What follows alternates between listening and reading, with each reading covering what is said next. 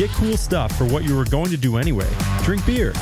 With Buy Beer, Get Gear from Labatt, you can just snap a photo of your receipt and upload it to the website to rack up points for exclusive merch. Get points for every purchase, whether you're grabbing a pint on draft, a case for a party, or a tall boy at the stadium. Any size. Ford and Burdick Toyota pregame show.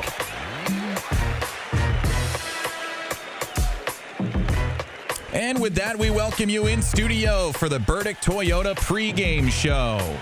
Syracuse begging for a win in the middle of a 4-game losing streak, and they take on the man in the mirror, if you will. The Notre Dame Fighting Irish head from cold Indiana to colder Syracuse, New York, and they're just a spot behind Syracuse in the net rankings. The Cuse 79 and Notre Dame is at 80. So from bad to slightly worse, right? Not the most attractive game on paper, but both teams looking for greener pastures. On CuseSportsTalk.com, ESPN Radio. Thank you guys for joining me. Kyle Marchak. Hey, call in. Tell us what you guys want to see tonight in order for Syracuse to snap what has been a very tough 4-game losing streak. 315-437-7644. It's a 6 p.m. tip-off on the CW network. And for the first time in 2 weeks, the Syracuse Orange are favored in a basketball game. How about that, everyone? Come on. Let's put our hands together. Let's have a positive pregame show today, because Syracuse, if there's any chance for them to get back in the win column, it is right now. I promise you that, because the schedule only gets more difficult as this season elapses. So let's get into the main storylines for this contest. It's a quad 3 opportunity, borderline quad 2, right? With Notre Dame at 80 in the net. Syracuse needs this win. I think that's plain and simple. Last time I was with you guys, so 2 games ago, we were talking about, hey, if Syracuse can get out of this slump, this 2-game skid, and get a win, a quad 2 win against Miami, it would put them back in the conversation of having an outside reach of creating an NCAA tournament resume at large. I am trying to be positive, but let's be frank, guys. The odds of them having an at-large NCAA tournament-worthy resume now is nil. Bart Torvik, you guys know I love computers. They calculated it at 1.2%. I'm not great at math. 1.2% is not a lot. So slim to zero odds for Syracuse to create that type of resume. If they want to give themselves a shot, though, it starts with a home win, a home quad 3 win. And not looking at things big picture, getting back in the win column would do us all favors in terms of just being able to sleep easier at night, because we know this team is talented enough to get these victories. So at this point, they do pretty much have to go win the ACC tournament, but never say never, right? Syracuse would, if they wanted to even sniff an at-large worthy resume, go 7-3, including this Notre Dame game, for the last 10 games of the season. That means a lot of quad 1 wins. So how about we talk about that hypothetical to get this show started? The schedule ahead, 6 of their next 10 games are quad 1 opportunities. Quad 3 today at home versus Notre Dame, and then they rattle off 2 quad 1 opportunities in a row. They head down to North Carolina, take on number 16 ranked UNC for Q1. And then they're at number 17, Virginia. That's also a quad 1 opportunity. Then they have Cal. They'll host them. That'll be a quad 2, although Cal could eke their way into being a top 75 team or a top 30 team in the distant future. We'll see. SMU is quad 2, but they're literally one spot outside of the top 30 in the net, so that could easily become a quad 1. Then they're at Duke. That's quad 1. Then they host North Carolina. They are at Wake Forest, at Louisville. That's 4 quad 1s in a row. And then they host Pitt to end the season. If they don't beat Pitt at home to finish off the season strong in some sense, I think this fan base will grab their pitchforks. So let's set the scene a little bit on this contest. Their season's trajectories between Syracuse and Notre Dame are definitely reciprocal to one another. Both started strong in non-conference play. Both teams have drowned in the ACC. Notre Dame was, they are 1-6 in their last 7 games. Syracuse, as I mentioned, on a 4-game losing streak. Now, Syracuse, 12-9 overall, 3-5 in ACC play, good for 12th in the conference, 79 in the net. Again, Bart Torvik has them with a 1.2% chance of making the NCAA tournament at large. The preseason polls had Syracuse projected to finish 9th in the ACC. Considering there are 8 teams in the ACC right now projected to make the NCAA tournament, with 2 more on the bubble, that says if Syracuse could have just gotten the job done, finished around maybe 500 in ACC play, or even a couple games below, and finished 9th, even 10th in the conference, that would have given them a really good shot at making the tournament. And right now they're in 12th. A pretty distant 12th. They're 2 games below 500 in conference play. Notre Dame, a similar story. They had a strong non-conference, so don't let their record fool you at 11-10. I know that's not the prettiest record. They are 2-6 in ACC play, so they've struggled a little bit more. 14th in the conference and a net of 80. Literally 1 spot behind Syracuse. This is going to be like a mid-off, of no disrespect to both programs. It's a battle of either program trying to redefine themselves at this point late in ACC play. They're led by head coach Micah Shrewsbury in his 3rd year. This dude's a bright personality. He struggled a little bit at 39-48 overall with the Fighting Irish. Came over from Penn State, and he is 17-31 in conference play. He's not necessarily in the hot seat. I think there's a slightly different standard for men's hoops in South Bend, Indiana.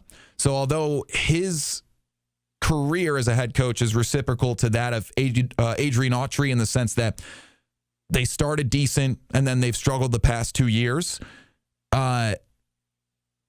you would think that he's in the hot seat.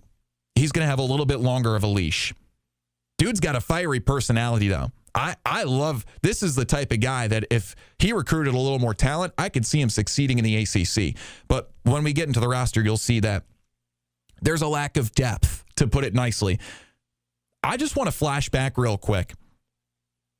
Back on January 2nd at Cal for Notre Dame, Micah Shrewsbury had his wrist slapped by the NCAA after the game, essentially, reprimanded heavily, because he literally charged at an official at the end of a game, arguing a call. I don't blame him, to be honest with you, although I would not ever recommend, intending to physically assault a referee. He was up 71-68 late. Notre Dame fouled since they were up 3. The officials initially called it just a foul on the floor, and then they overturned it, giving the Golden Bears a 4-point play because the foul shooter actually nailed the 3. And, the Golden Bears, needless to say, went on to win by 1 point, and Micah Shrewsbury did not handle himself super calmly at the end of the game. So just so you guys know the type of coach that is in town, a fiery personality that maybe Syracuse fans would align with. So looking back at the regular season for Notre Dame, they finished 9-4 in non-conference play, started 1-0 in the ACC with a quad 2 win at Stanford, which could age into a quad 1 win, and then they've drowned. They went on a 5-game skid, won 1 more at Boston College, and then are coming off a 100-97 double overtime loss at home versus Virginia, which would have been a great quad 1 win. Bart Torvik has them at a 0.2% chance of making the NCAA tournament. So that's the scene setter of this contest. It's Syracuse and Notre Dame, 6 p.m. in the Dome. How about we get to today in SU history, brought to you by Ferrone & Son Funeral Home, and look back at fonder times. This day in SU Memories is brought to you by Ferrone & Son Funeral Home. Celebrate your loved one with help from Ferrone & Son Funeral Home, or plan ahead for your prearrangement today. Visit them at 1500 Park Street in Syracuse or at FerroneSonInc.com. All right, on this day, January 31st, 2004, first of all, I was a wee lad. I was, a year and 10 days old, just to age myself real quick. And Syracuse snapped a losing streak. So, hey, we're trying to bring positive vibes into this pregame show and say, back in 2004, they snapped a little losing streak. Let's do it again 21 years later. They snapped a 2-game skid with a 76-64 win at home versus my alma mater, the Virginia Tech Hokies. A sophomore guard, you guys might recognize his name. I don't know. We haven't talked about him too much recently. A sophomore guard by the name of Jerry McNamara led all scorers with 26 points. He hit 6 threes in the game. That is a vintage GMAC performance. 7 of 17 from the field, 6 of 14 from beyond the arc, and he dished out five assists. Some people would say he'd be a good head coach in the future. Wink, wink, nudge, nudge. Hakeem Warwick, 15 points, 7 rebounds, 7 assists. Demetrius Nichols, 12 points, 8 rebounds. And Craig Forth, just got to shout out Craig Forth, had 4 blocks. Syracuse would go on to finish 20th in the AP poll and made it to the Sweet 16 as a 5 seed before losing to 8-seeded Alabama. Roll Tide. UConn was the winner of the national championship that year. Vintage Big East days. Am I right? All right, that'll wrap things up for the first segment here on the Burdick Toyota pregame show. Coming up next, what will Syracuse have to do to get back in the win column tonight? You guys can stick around and find out in the next segment when we hit our scouting report built by IKEA. You're listening to ESPN Radio.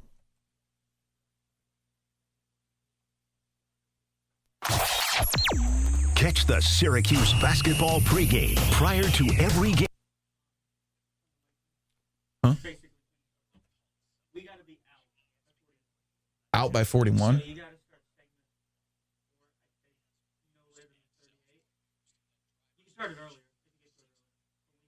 Yeah, I'll just pick up the pace. I mean, we don't have any callers, so.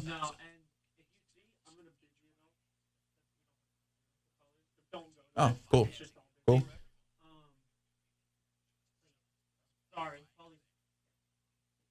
No. Cool. Quick pregame show. Classic Pauly. Mm-hmm. No breaks? All right. Cool.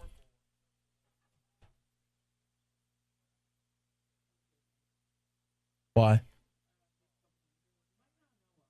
What's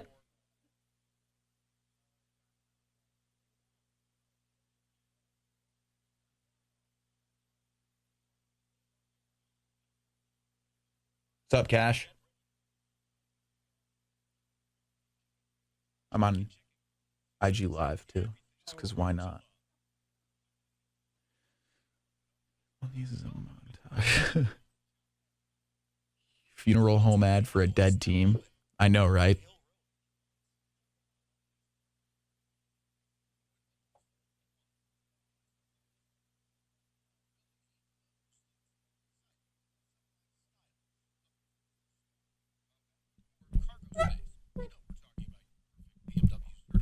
Battle of the Bads.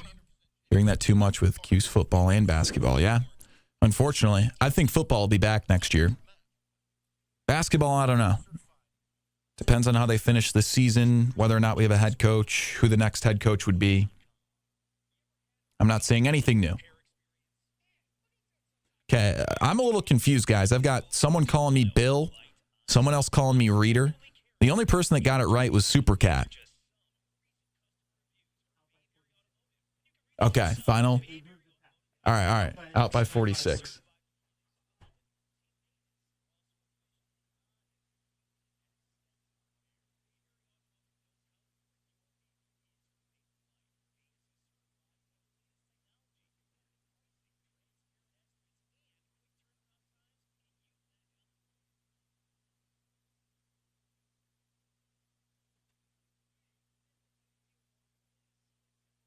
Hey, I got a couple of people calling me Kyle. Let's go. What's going on, guys? How we doing?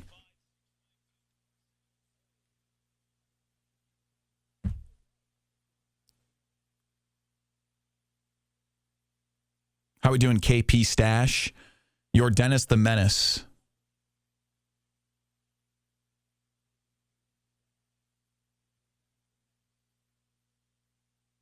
I'm Dennis the Menace's dad?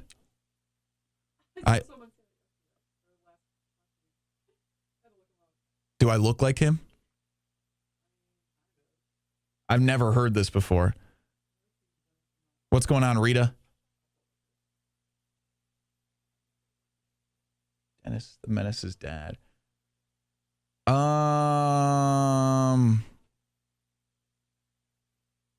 don't know. That's kind of stereotyping. You just found a normal dude with black hair and glasses, and you were like, that's Dennis the Menace's dad. Yeah, well, I do have a pretty triangular nose.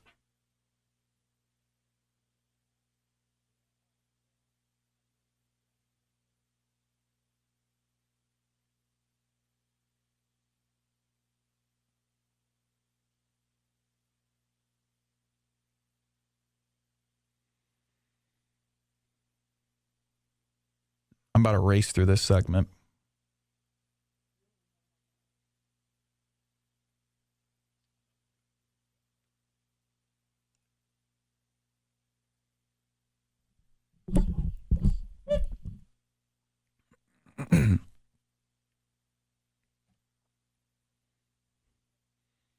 Hey, we're back on CuseSportsTalk.com and ESPN Radio. Thank you guys for hanging out with me pregame. Let's bring some positive vibes and muster a Syracuse men's basketball win. First time that they're favored to win a contest in 2 weeks since that Boston College loss. Kyle Marchak hanging out with you. Again, post-game show right after the final buzzer, and you guys can call in later at 315-437-7644. But let's focus on a possible Syracuse dub and bring you the scouting report on Notre Dame, a 6 p.m. tip inside the JMA. The scouting report is brought to you by IKEA and built by IKEA. Everything you need from IKEA is now at Destiny USA. Go check it out and dream the possibilities at your new IKEA Syracuse. I said this last time, but I got to say it again. I found out the other week that there's food inside IKEA, and it threw me back straight to the good old BJ's days when I used to go with my dad to BJ's, and there was food up front. And we would get like pretzels and stuff. So I've never been to an IKEA. I hope they have pretzels. Anyways, let's turn the page back to Notre Dame, the opponent for Syracuse tonight. Notre Dame 11-10 overall, 2-6 in ACC play, good for 14th in the conference, a net of 80, a spot behind Syracuse. They finished 9-4 in non-con, started 1-0 in the ACC with a quad 2 win at Stanford, and then they went on a 5-game skid. Bart Torvik has them at a 0.2% chance of making the tournament. I think that's pretty fair and pretty similar to Syracuse. They're coming off a tough loss, what would have been a great second quad 1 win of the year for Notre Dame. They lost 100-97 in double overtime at home versus number 17 Virginia. They led by as much as 19 points in the first half, led for 73% of the game. If that doesn't sound like a Syracuse basketball game, I don't know what does, with the struggles of late game collapses. And we'll talk about that later. That will be something that Syracuse can exploit against Micah Shrewsbury's Notre Dame Fighting Irish. They're a decent shooting team, really average from the field. And last game, they shot okay, 48% from the field, 41% from three, though. They can get hot, but also really cold from beyond the arc. And they were out-rebounded 40-35 and gave up 14 offensive rebounds to just 9 for Notre Dame. Virginia created more shooting opportunities. We'll see if Syracuse can do that. Notre Dame, usually a team that loves to focus on the rebounding, creating extra possessions. Notre Dame's playing style is kind of a basketball coach's dream, except they don't have enough talent to execute it. Their offense is balanced. It's guard-oriented, kind of motion-heavy. So a lot of off-ball movement focus, and they're reliant on high IQ, high-percentage shots. So you're going to see them shoot a lot of mid-range jumpers. So they lean heavily on that. Their defense is switch-heavy, man-to-man defense, very physical post coverage. They rely on their front court physicality a ton. Emphasis on the gritty, effort-based defense. They do have depth issues, though, pretty much all across the board. We'll talk about that later with the Krause Hospital injury report. Key players for Notre Dame, forward Jalen Harrelson is the team's scoring leader. He's got 15 points per game, a freshman 6'7" forward. I'm not going to do the 6'7" joke. And he's also the team's assists leader. So Harrelson, really the only all-ACC quality player on the team. But there are other guys who can get hot any night. One that was really random was Cole Serta, who averages 10.3 points per game. He popped off for 34 points versus Virginia last game. So the 6'5" sophomore may be a guy to watch. Perhaps he's getting hot. Otherwise, normal players that they love to rely on. The coach's kid, Braden Shrewsbury, the guard, 6'4" junior, has been in South Bend his entire college career and has played in every game, 11.5 points per game, also their best three-point shooter. And Carson Tout, probably the most integral to their playing style. He's the team's rebounding leader. The 6'8 senior is a transfer from Northern Arizona. It's the first time in a while that I've mentioned the name Northern Arizona. So with that being said, everyone knows who the key players are for Syracuse. In terms of this matchup specifically, I'm not going to, pull any tricks out of the hat per se. It's going to be Donnie Freeman and J.J. Starling. Donnie Freeman's the hot hands. He's coming off a 24-point performance on 50% shooting at NC State. And J.J. Starling, I think this will be a season, if not career-defining game for him tonight, because he's got to find some consistency. J.J. Starling, 17 points, 45% shooting at NC State in that loss 3 days ago. But the game before that, 8 points on 3 of 10 shooting versus Miami. Can we kind of snowball the offense for J.J. and continue some good shooting today? We'll need some high IQ shots from him. Notre Dame, they have, like I mentioned, 2 big strengths, the front court size and rebounding, and they have some pretty efficient inside scoring. They rely on a lot of twos. Where Syracuse can exploit their weaknesses, there are some turnover issues for Notre Dame, and Syracuse has forced turnovers well this year, top 10 in the conference. And like Syracuse, in close games, the Fighting Irish can struggle. So can Syracuse be that team that lands the finishing blow this time? Notre Dame has lost 4 one-possession games this year. And again, in that last game, they led by 19 points at one moment early in the first half and went on to lose in double overtime versus Virginia. All right, that's kind of setting the scene on what Notre Dame brings to the table for the 6 p.m. tip inside the JMA Wireless Dome. Up next, we'll talk about how Cuse can exploit these weaknesses in our keys to the game and also get to our Krause Hospital injury report. That's coming up next on ESPN Radio.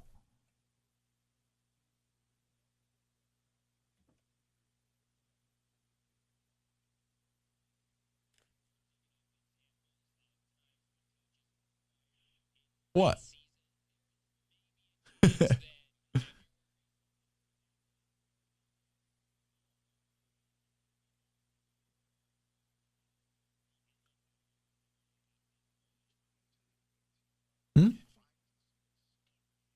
Nothing. Literally nothing. Just one person. Oh, it's Cash. Hey, Cash. What's up, buddy? Yeah. Cash, I should just FaceTime you.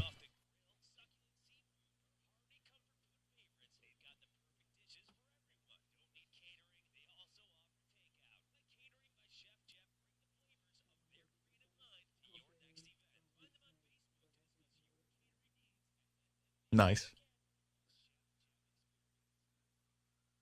Notre Dame.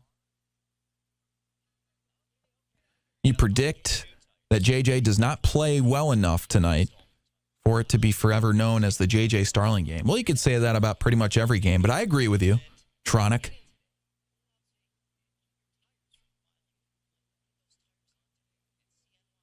I'm going to have to run in this next segment.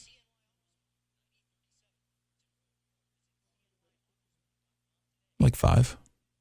No, maybe 3.5. 3. I don't know.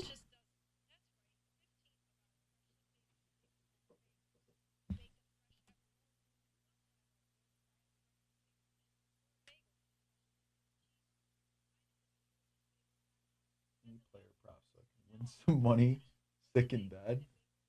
I don't know. Are there player props for college basketball, Cash? I have no idea. I don't know if I'm even allowed to do that.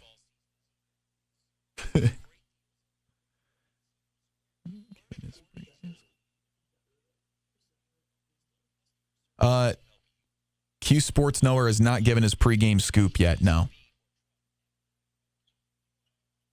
Oh, hey, my mom subscribed. Hi, Mom.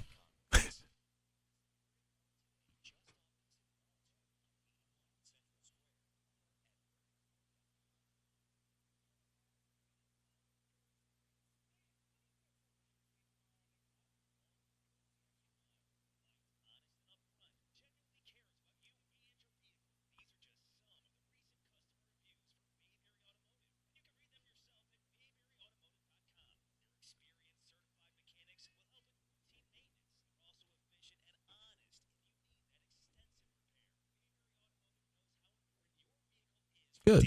How's yours? You guys are talking about Virginia. Virginia might be the most fraudulent top 25 team right now. Like, if Syracuse somehow, your mom and me, probably the two oldest people on Twitch. My mom doesn't look old, though. She's not paying me to say that. Anyways, yeah, I think Virginia's pretty fraudulent. They play a lot of close games with bad teams. Like, if there's going to be a ranked win for Syracuse this year outside of Tennessee, it's the Wahoos. And I'm not saying that because I went to Virginia Tech. Yeah, Boston College. Boston College stinks. And they almost took them down. That's crazy.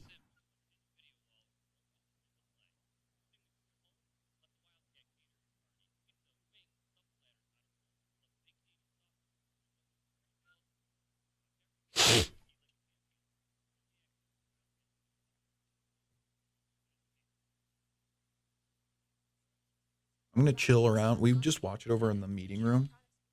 And then at halftime, I'm going to go get like halal food over there if you want to go with me. Yay. All right, all right.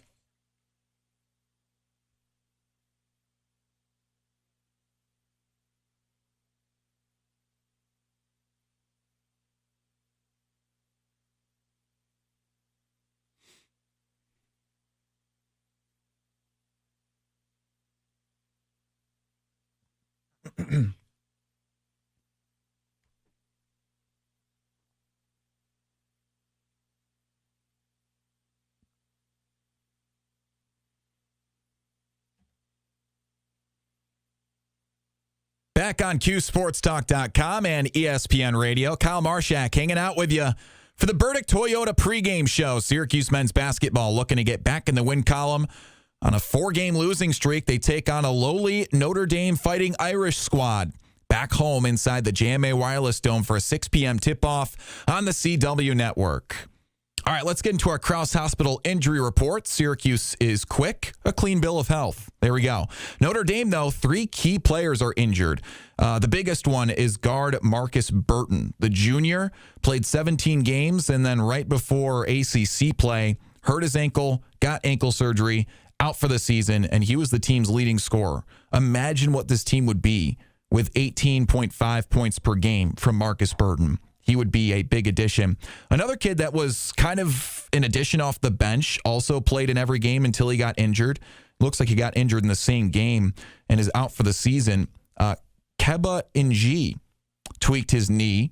The forward senior averaged 2.5 points per game. Again, just kind of an insert off the bench. And then they had a freshman recruit hurt himself, also got knee surgery, but before the season, center Tommy Oneman. Hope to see all 3 of them get back in the court soon. All of them are promising. All right, let's get to our keys to the game for Syracuse. I've got 3 main ones, and it starts with this: high IQ shot selection. Let's not force some silly shots up because they can win the perimeter battle against a team like Notre Dame that, 1, struggles with perimeter defense, and 2, is not the most consistent three-point shooting team. So make the three-point arc your friend tonight. I beg of you. Also, for Syracuse, they got to win the rebound battle. Notre Dame's 6th in rebounding margin.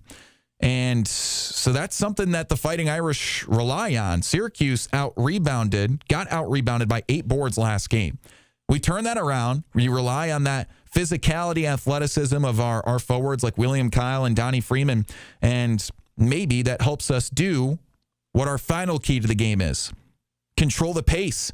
And you know what? Make it a fast-paced game. Let's go out there like the Showtime Lakers, okay? Razzle-dazzle, up and down the floor. When Syracuse slows down into a set play offense every possession, I think it mitigates the athleticism that they have available in the fast break. All right, that was a quick segment 3 for the CuseSportsTalk.com Burdick Toyota pregame show. Coming up next, we'll talk about the starting lineups and also a sneaky player to watch. All right, we'll be back in a second on ESPN Radio.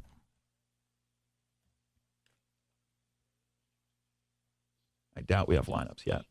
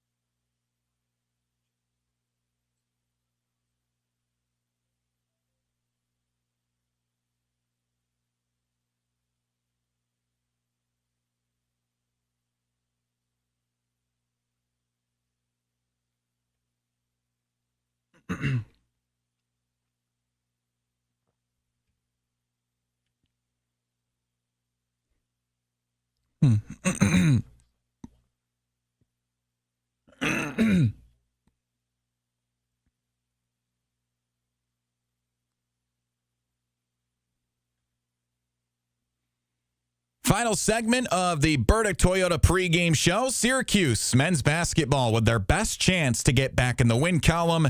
In the middle of this 4-game losing streak, they take on a struggling Notre Dame Fighting Irish squad at 6 p.m.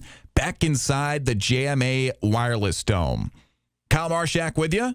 The Cuse at 12-9 overall. They're 3-5 in ACC play, so a chance to separate from that loss mark in their win-loss column and say, hey, we're going to finish above 500 this year and also get a tick closer to being 500 in ACC play. All small wins, but hey, it starts with a small win to grow into, hopefully, a turnaround point in the season and maybe slingshot them into a much better February than what we've seen in January. So let's talk about something a little more positive. Syracuse University is honoring the legacy of Lawrence Moten at halftime for Saturday's game. I believe they're going to have some of the Moten family. The late Lawrence Moten, for those who don't know, a legendary player at Syracuse in the early days of the Boeheim era, known for his poetry in Moten type of style. Talking about, the Showtime Lakers that I was mentioning earlier. Man, it would be fun to have some up and down, back and forth play like that today. Maybe we can channel some of his energy. The late guard, the all-time leading scorer in Syracuse basketball history, was a 3-time All-Big East selection and 1995 All-American and a second-round 1995 NBA draft pick. He played 3 seasons for the Vancouver Grizzlies. Remember when they existed? And the Washington Wizards. All right, well, we have to leave this pregame show a little bit early, so we don't have the lineups yet. We can give you the projections, though. It should be, well, you guys know the deal for Syracuse. Nate George, J.J. Starling, Nate Kings, Donnie Freeman, William Kyle. I know a lot of people are calling for maybe George to get less minutes, get a guy like Betsy in and slide J.J. to the 1. And we'll see what we get out of that in terms of maybe a change of minutes, right? The definition of insanity is to do the same thing over and over again and expect a different result. So maybe we tweak the lineup a little bit today. A guy like Nate George, less minutes, less opportunities to turn over the ball. Now, my player to watch, a player that we need to perform, is contradictory to what I just said. A player that we need to perform, also known as Who is Going to Bring the Meat? This is my favorite segment. Brought to you by Hoffman's Sausage Company. Hoffman's Sausage Company has called Syracuse home since 1879. They have more than just hot dogs like German Franks and Snappies. They also have amazing sausages to take us through the cold months. Jalapeno cheddar, Italian, beer bratwurst, and more. That just made me hungry. Nate George is our extra player that we need to perform. Here's why he matters. First of all, we got to minimize the turnovers with him. And if he does that, let's make him a weapon off ball. Be the yin to the yang of Notre Dame's playing style. He can shoot from deep. He can attack closeouts. He can initiate that secondary offense. His style versus Notre Dame, I really think, lends itself to a Cuse win with the perimeter defense struggles that the Fighting Irish have had. And they also struggle to defend off-ball movement, right? They're just a very physical, in-your-face team and try and switch with the moves. So if we can set some screens, get a guy open like Nate George, maybe the 3-ball is our friend today. George's catch-and-shoot style, I think, again, really lends itself. So my final prediction for this one, I think it's going to be close. I don't know if Syracuse has that dog in them like they did in the non-conference schedule. So we'll see if they can muster some separation early. We'll see if they can come out hot like we saw in, I don't know, the Tennessee game in the non-con, or even the fight that they showed to start ACC play against Clemson. My final prediction for the score is 77-76. Syracuse will win by 1 point. Again, they are minus 4.5 point favorites.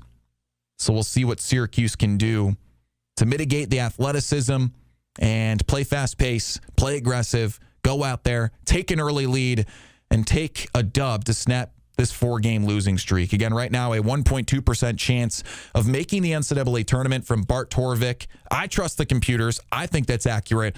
They've got 6 games out of their next 10 to finish the regular season that are quad one opportunities. How many of them can they steal? Because they have just one right now.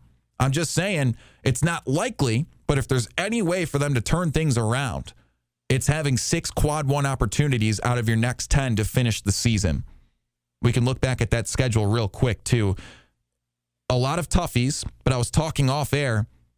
At Virginia, number 17 Virginia has a quad one opportunity. I actually think is takeable because Virginia, Syracuse, both defensively minded teams. Then it's just a matter of which team is better on offense that day.